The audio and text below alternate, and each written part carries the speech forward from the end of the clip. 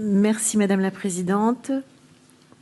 L'alimentation constitue une part importante dans le budget des ménages. La cantine à 1 € est une mesure phare de la stratégie de prévention et de lutte contre la pauvreté. Cependant, nous avons relevé des freins qui ont été identifiés. Le premier frein est le niveau de financement jugé quelquefois insuffisant.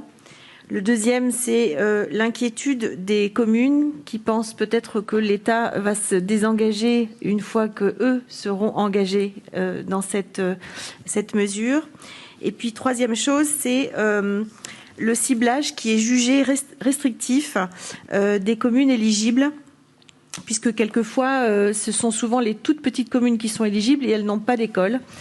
Depuis, le soutien de l'État est passé depuis le 1er janvier de 2 à 3 € par repas, donc c'est une première réponse. Il n'en reste pas moins le débat sur l'élargissement de la cible pour que les communes rurales un peu plus grandes puissent être éligibles, c'est-à-dire les communes entre 2 000 et 10 000 habitants, dans lesquelles on a aussi des familles qui mériteraient de bénéficier de cette mesure. Pouvez-vous nous dire si ce sujet est d'actualité et qui permettrait une accélération du déploiement de cette mesure? Merci.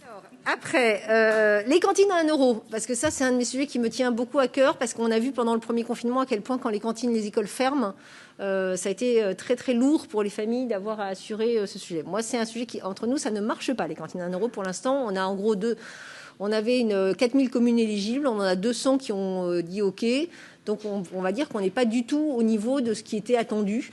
Donc, on y travaille. Donc, vous l'avez dit, Madame Claret, on a déjà augmenté la dotation de l'État pour les communes. Donc, on est passé de 2 à 3 €.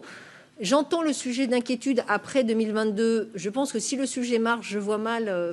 Voilà, on ne peut pas préjuger de ce qui va se passer après, mais je ne vois pas pourquoi l'État se désengagerait d'une mesure qui marche et qui est essentielle. Et par contre, on travaille très activement à l'élargissement des critères. Parce que ça, on est bien conscient que ça avait été calibré trop serré.